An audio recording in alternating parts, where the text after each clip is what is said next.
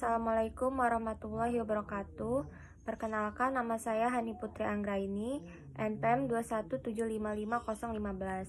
Saya akan menjelaskan standar akuntansi dan perkembangannya. Dalam menyusun laporan keuangan harus sesuai dengan standar akuntansi. Standar akuntansi adalah pedoman seorang akuntan dalam menyusun laporan keuangan. Standar akuntansi keuangan di Indonesia dikeluarkan oleh Ikatan Akuntan Indonesia yang berwenang dalam mengeluarkan standar akuntansi keuangan. Perkembangan standar akuntansi di Indonesia pada tahun 1974 itu dimulainya standar akuntansi Indonesia, kemudian pada tahun 1994 itu mulai munculnya pedoman PSAK, dan pada tahun 2008 itu Indonesia berkomitmen mendukung IFRS sebagai standar akuntansi keuangan global, dan pada tahun 2010 itu ada konvergensi IFRS dan mulai efektif dilakukan pada tahun 2012. Kemudian pada tahun 2015 sampai dengan tahun 2020 itu PSAK selalu update. Standar akuntansi di Indonesia itu ada SAK, standar akuntansi keuangan, dijadikan pedoman bagi perusahaan besar atau perusahaan bursa efek. Yang kedua ada standar akuntansi keuangan entitas privat, itu efektif dilakukan pada tahun 2025. Itu untuk perusahaan besar yang tidak terdaftar di bursa efek. Yang ketiga ada standar akuntansi keuangan entitas tanpa akuntabilitas publik, itu masih sekarang dilakukan, nanti terakhir dilakukan pada tahun 2024. Itu untuk perusahaan besar juga yang tidak terdaftar di bursa efek. Yang keempat ada standar akuntansi entitas mikro, kecil, menengah. Itu untuk perusahaan mikro, perusahaan kecil, perusahaan menengah yang penjualannya itu kurang dari 50 miliar. Selanjutnya ada standar akuntansi syariah. Yang pertama yang mengatur transaksi syariah, terus melakukan pelaporan organisasi syariah. Yang ketiga ditetapkan bersama dengan PSAK, SAK, ETAP, MKM tergantung dengan entitasnya. Dan yang terakhir ada standar akuntansi pemerintah. Itu digunakan untuk entitas pemerintah pusat dan daerah dalam menyusun laporan keuangan. Informasi perusahaan.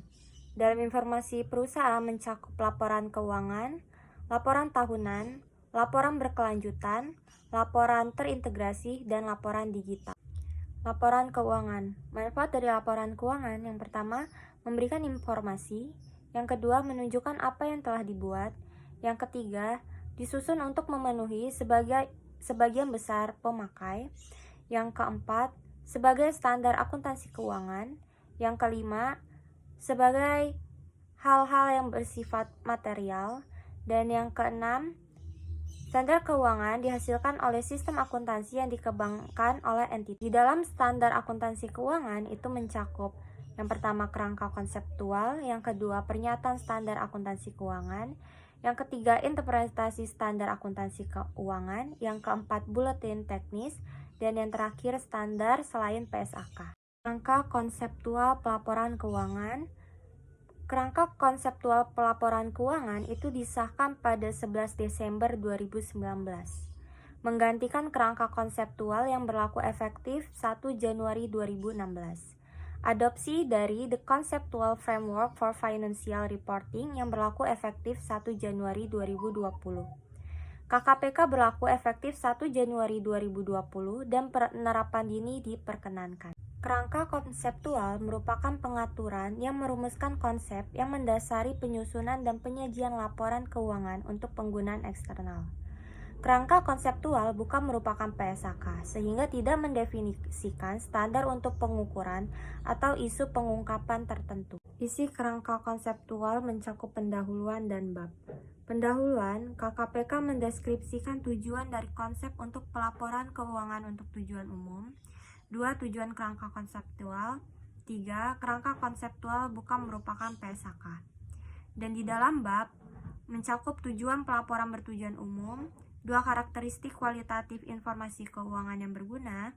3. Laporan keuangan dan entitas pelapor. 4. Unsur-unsur laporan keuangan. 5. Pengakuan dan penghentian pengakuan. 6. Pengukuran. 7. Penyajian dan pengungkapan. 8. Konsep modal dan pemeliharaan modal.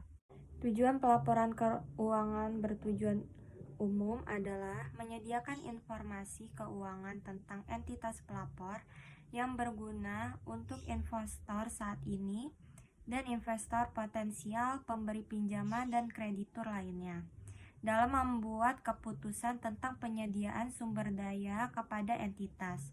Keputusan mengenai 1. Pembelian, penjualan, atau pemilikan instrumen ekuitas dan instrumen ulang. 2. Penyediaan dan penyelesaian pinjaman dan bentuk kredit lainnya. Ketiga, menggunakan hak untuk memilih atau memengaruhi tindakan manajemen yang memengaruhi penggunaan sumber daya ekonomi entitas. 2. Karakteristik kualitatif laporan keuangan yang berguna. Karakteristik kualitatif fundamental itu ada relevansi, nilai produktif, nilai konfirmasi, dan memperhatikan materialistis. 2. Representatif tepat, itu lengkap, netral, bebas dari kesalahan. Yang kedua ada karakteristik kualitatif peningkat, itu ada keterbandingan, keterverifikasian, keterpakuan waktuan, dan keterpahaman. Laporan keuangan dan laporan entitas pelapor. Tujuan dari ruang lingkup pelaporan keuangan, periode pelaporan, perspektif yang diadopsi dalam laporan keuangan, asumsi kelangsungan usaha. Entitas pelapor berisi laporan keuangan konsolidasian dan bidang dikonsolidasikan. Yang kedua, laporan keuangan. Unsur-unsur dari laporan keuangan itu ada aset, liabilitas, ekuitas, penghasilan, dan beban. 5 ada pengakuan dan penghentian pengakuan, itu berisi proses pengakuan, kriteria pengakuan, dan penghentian pengakuan. Pengukuran itu berisi pendahuluan, dasar pengukuran, informasi yang disediakan oleh dasar pengukuran khusus, faktor yang dipertimbangkan saat memilih dasar pengukuran, pengukuran ekuitas, dan teknik pengukuran berdasarkan arus. Yang terakhir ada penyajian dan pengungkapan. Penyajian dan pengungkapan sebagai alat komunikasi, tujuan dan prinsip penyajian dan pengungkapan, klasifikasi dan agregasi.